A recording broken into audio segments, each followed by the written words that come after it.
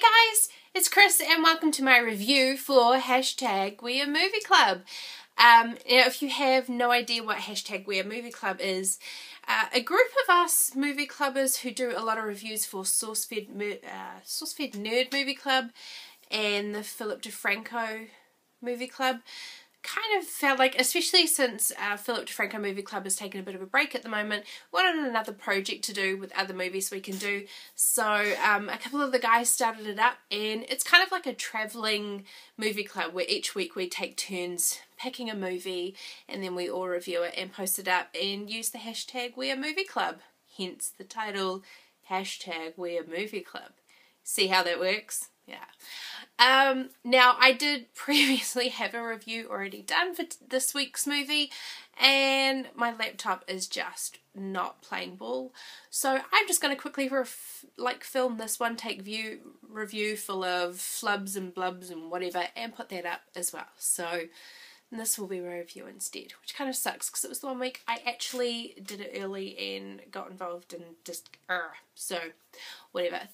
I'm going to jump straight into it. This week I'm super excited because I love the movie that was picked, and it is 10 Things I Hate About You. This was a pick from Took It Home to Jenny on YouTube, and I'll put a link to her channel down below in the description box. And if you do watch SourceFed Nerd Movie Club, or I think even Philip DeFranco one, she is known as Classy Librarian and is the loveliest lady in the whole wide world. Yes, you are, Jenny. And again, sorry about the weird camera angles, but I was not expecting to be filming. I love this movie. I am a huge sucker for most like 90s teen movies as it is.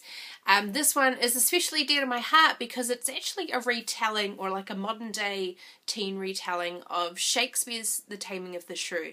And if you have not read it or seen the movie version that Elizabeth Taylor was in, get there to a bookstore or a video store and rent it, read it, know it, love it, because it is amazing.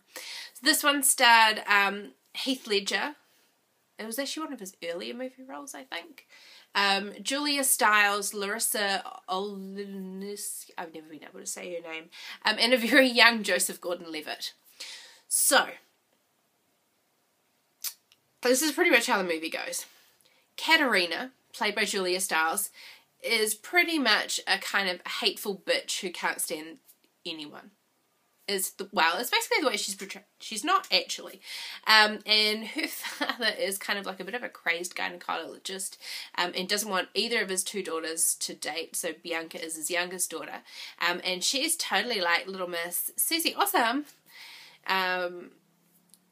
Which is kind of funny because they're like massive polar opposites of each other at this point in the movie, not necessarily in the past.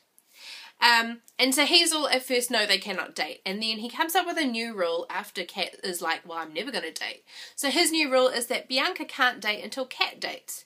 Now, Cameron, played by Joseph Gordon-Levitt, is totes hot for Bianca, wants to date her. So he figures the only way to do that is to get Kat a date first so then he can date Bianca.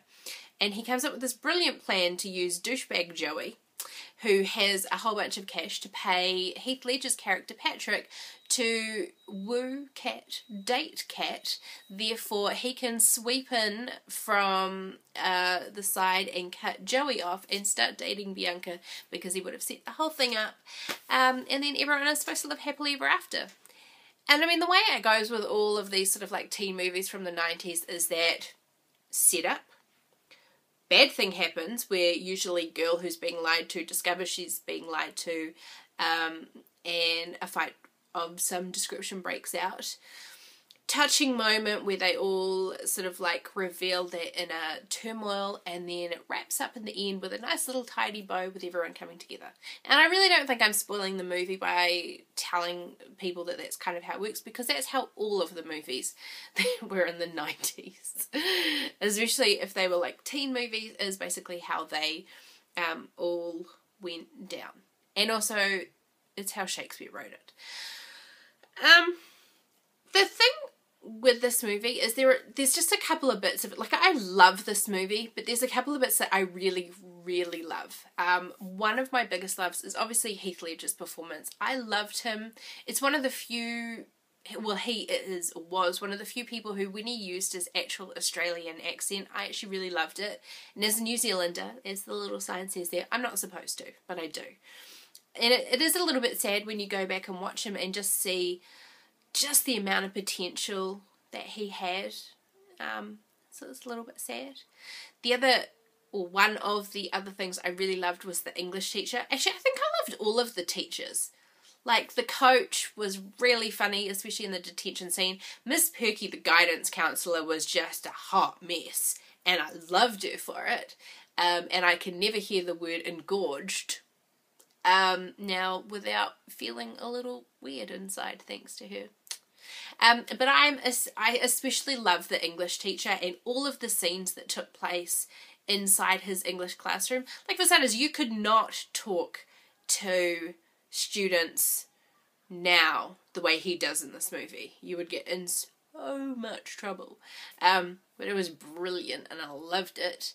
And yeah, they were just you can almost cut the movie up into different acts and scenes based on all of the scenes that take place in his classroom. But the biggest love that I have for this movie is the way they didn't just take the concept of Shakespeare's The Taming of the Shrew and then rewrite it and perform it. They took a lot of the elements from Shakespeare, from the actual play itself, from what was happening in the times of Shakespeare, and really interwove it into the movie. I mean, there were some of the obvious ones, like, you know, it was Patrick Verona, and they went to Padua High School, and, you know, sort of dropping in names and hints from Shakespeare. There was the best friend who was absolutely obsessed with Shakespeare, like, so much so that they were involved, which I thought was kind of creepy and weird. But I love the way they sort of brought in that little aspect of it. And just every so often they would pull in like some lines. Actually, I think I really loved just in general the dialogue of the movie that they did. They utilised a bit of Shakespeare here and there. Again in the English class, or when Joseph Gordon-Levitt first sees Bianca, you know, he's like, you know, I yearn, I can't even remember what else he says. Basically, he dropped some Shakespeare down, and it was hot. Yeah, it was like, I yearn, I burn, something or other. How can I forget this? I love Shakespeare. It's very late at night. I'm going to blame it on that. And, but also the dialogue that was used just in the rest of the movie. Like, I still crack up every time I think of the scene where, like, Bianca's like, I know you can be overwhelmed and you can be underwhelmed, but can you ever just be whelmed? And I actually do wonder that. Can you just be whelmed? But with Shakespeare in general, the dialogue is both what people love and hate about it. And you either get it or you don't, or you're not prepared to get it. And I love the way they took this beautiful classic old English and made it modern. It was awesome. So I'm really excited that Jenny picked 10 Things I Hate About You this week. Thank you so much for picking a movie I loved. I can't wait to see what Liam is picking for us to do next week. And yay, I'm finally now properly on board with We Are Movie Club, which I have been a wee bit slack on. And so I'm sorry, Cam. Yeah, be sure to check out on YouTube, #WeAreMovieClub. You'll be able to go back and see what all the other guys were doing for all the previous weeks. I think we're up to week 7 now, and we're really sort of finding our stride now. So thanks for joining us. I love you guys all, and I will see you later on in the week with more movie club reviews, maybe a Source-Fed Nerd movie club review, not sure what's happening this week, a bit more Vlogmas going on, and yeah, just a bit more general merriment. Okay guys, bye!